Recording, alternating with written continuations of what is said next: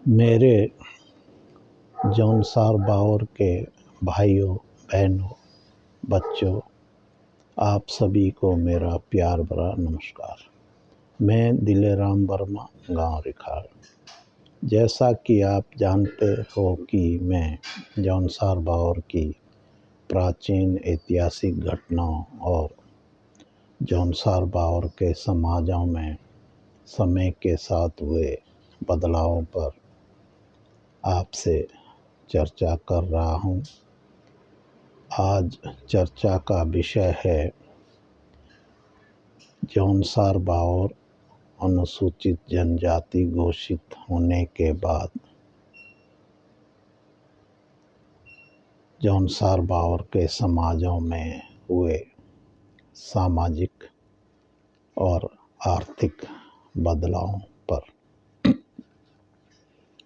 जब हमारा जौनसार बावर 1967 में अनुसूचित जनजाति घोषित किया गया, तब उसी दिन से जौनसार बावर के सामाजिक और जातिगत समीकरण एकदम से बदल गए थे। जैसे कि जौनसार बावर के स्वर्ण समाज जो राजपूत और ब्राह्मण थे, वे सीधे आरक्षित वर्ग में आ गए थे। वैसे तो जौनसार बावर के खस समाज भी खुद को खस कहने में परहेज कर खुद को राजपूत कहलाना सही समझते हैं, लेकिन खस समाज के लोगों को मनुस्मृति और ब्राह्मणवादी शास्त्रों में स्वर्ण का दर्जा नहीं दिया गया था। जब जौनसार बावर अनुसूचित जनजाति घोषित हुआ, तब जौनसार बावर में एक सशक्त समाज जिसमें राजपूत, ब्राह्मण, खस जो कि सामाजिक, आर्थिक, शैक्षणिक और राजनीतिक रूप से सक्षम थे। दूसरा कमज़ोर समाज जो कि राजनीतिक, आर्थिक, शैक्षणिक और सामाजिक रूप से कमज़ोर समाज था। सरकारी योजनाओं का लाभ लेने के लिए यह दोनों ही समाज, एक सक्षम और एक कमज़ोर, एक साथ एक लाइन में ही खड़े हो गए थे। यहाँ तक कि जो जौनसार बावर का समाज, जैसे कि खस, राजपूत, ब्राह्मण, जो कि अपना कार्य करने के लिए और अपनी सेवा करने के लिए बंधुआ मजदूर तक रखते थे, वे लोग और जो उनके बंधुआ मजदूर थे, वे लोग दोनों ही सरकारी योजनाओं का लाभ लेने के लिए एक ही लाइन में खड़े हो गए थे। अब बात यह आती है कि जिन लोगों की वजह से जौनसार बावर क्षेत्र को अनुसूचित जनजाति में घोषित किया गया था, और वे सभी के सभी पिछड़े, कमज़ोर, अशिक्षित, आर्थिक रूप से कमज़ोर, राजनीतिक रूप से कमज़ोर, सामाजिक रूप से कमज़ोर थे, तो वे लोग कैसे सरकारी योजनाओं का लाभ ले सकते थे, जो कि अनुसूचित जनजाति घोषित होने के बाद सरकार की तरफ से योजनाएं चलाई जानी थी। जैसे कि विकास की योजनाएं, जन कल्याणकारी योजनाएं, शिक्षा के लिए योजनाएं। इस बात को हम एक सरल तरीके से समझते हैं। हो सकता है कि आप भी मेरे इस बात को समझने का प्रयास करेंगे। जैसे कि मान लो एक परिवार में 2 बच्चे हैं। एक बच्चा हष्ट-पुष्ट और स्वस्थ है, दूसरा बच्चा कमज़ोर और बीमार है।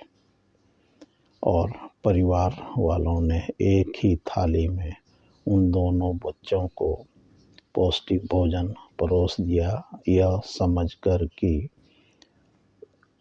जो उन दोनों में से कमज़ोर और बीमार बच्चा है, वो भी इस पौष्टिक भोजन को खाकर ठीक हो जाएगा। तो क्या आप समझ सकते हैं कि वो हष्ट-पुष्ट और स्वस्थ बच्चा उस कमज़ोर बच्चे को कितना उस थाली में से भोजन लेने देगा। यही हाल जौनसार बाउर के समाजों का तब हुआ जब यहाँ पर यानी कि जौनसार बाउर में अनुसूचित जनजाति घोषित होने के बाद सरकार ने विकासकारी, कल्याणकारी योजनाएं चलाई थी। अब सवाल यहाँ पर यह पैदा होता है कि जौनसार बाउर की यह योजनाओं का लाभ कैसे अपात्र लोगों को, जो कि शिक्षित थे, सक्षम थे, आर्थिक रूप से, सामाजिक रूप से, शैक्षणिक रूप से, उन लोगों को कैसे इसका फ़ायदा अधिक से अधिक हुआ, जबकि जिनकी वजह से जौनसार बाउर अनुसूचित जनजाति घोषित हुआ था, उन लोगों को उन योजनाओं में से जैसे तैसे करके 10 से 15% तक का ही फ़ायदा मिल पाया था। तो क्या सरकारी एजेंसियां, जिनका काम की इन योजनाओं को ठीक से लागू करना और ठीक से लागू ना होने की दशा में उसमें सुधार करना, क्या सरकार की तरफ से इस कार्य की बिल्कुल भी निगरानी नहीं की गई, जिसके कारण 50% लोगों को केवल 10 से 15% फ़ायदा मिला और बाकी जो सक्षम समाज था जौनसार बाउर का, उन्हें 50% के बदले लगभग 85% फ़ायदा मिला। इसका मतलब यह हुआ कि सरकारी कर्मचारी और अधिकारियों ने अपात्र लोगों को इस योजनाओं में शामिल किया, और यदि शामिल ना किया होता तो क्या वह धनराशि सरकार को वापस सरकार के खजाने में जमा की गई। यदि नहीं तो यह निश्चित तौर पर अपात्र लोगों को इन योजनाओं का लाभ दिया गया। इस कार्य को यदि आज हम कहें कि निगरानी ठीक से नहीं हुई और ना ही सरकार ने इस कार्य की निष्पक्ष जांच की, तो कोई अतिशयोक्ति नहीं होगी। आज भी हम यदि चाहें तो इस कार्य की निष्पक्षता इस तरह से करवा सकते हैं कि हम जौनसार बाउरी लोग आज सरकार से कहें कि आप जौनसार बाउर का सोशल ऑडिट कर इस बात का पता लगाएं कि जो वास्तविक गरीब और पिछड़े लोग हैं, उन्हें सरकारी योजनाओं का लाभ क्यों नहीं मिल पा रहा है।